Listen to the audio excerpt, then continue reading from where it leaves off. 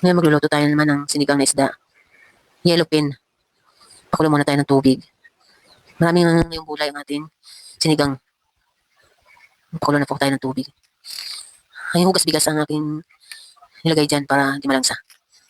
Tapos may mais. 2 puto lang naman ng mais. Talong, nilagyan na natin mga gulay. May isang okra doon sa taniman.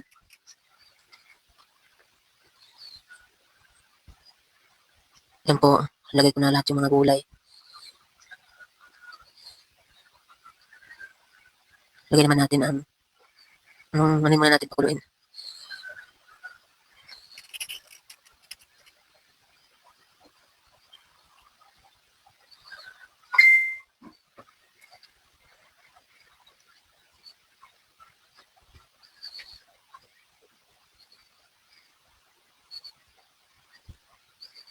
Takipan po muna natin.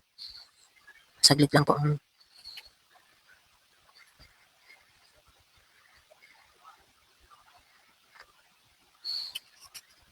Yung isda na yellowfin, 4 na piraso.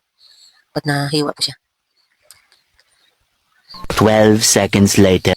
Yan po, kulo na po siya. Tikman po natin kung maalat at hindi pa manong lasa.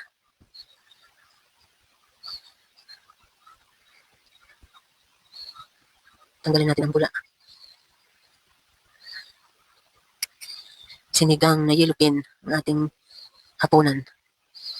Gusto yan nila ng may sabaw. Yan dinamihan ko yung sabaw. Sensya na po kayo sa boses ko at namamalat pa ako. Lagyan din po natin ng tanlad para may aroma siya. Lagyan na natin ang isda. Malaking hiwa niya. 4 na piraso. Tayin lang ulit natin na kumulo.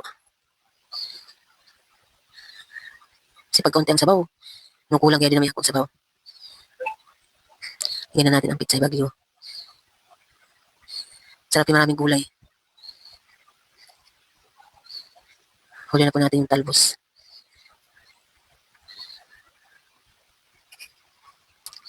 Ipan uli natin. Yan yung talbos yung huli. 3 days later.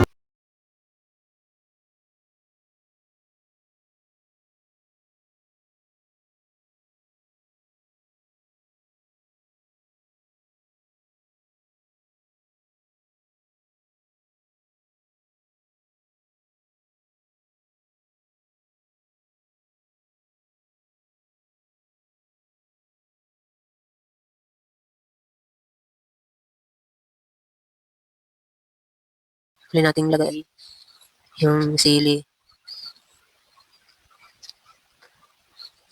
Yung talbos.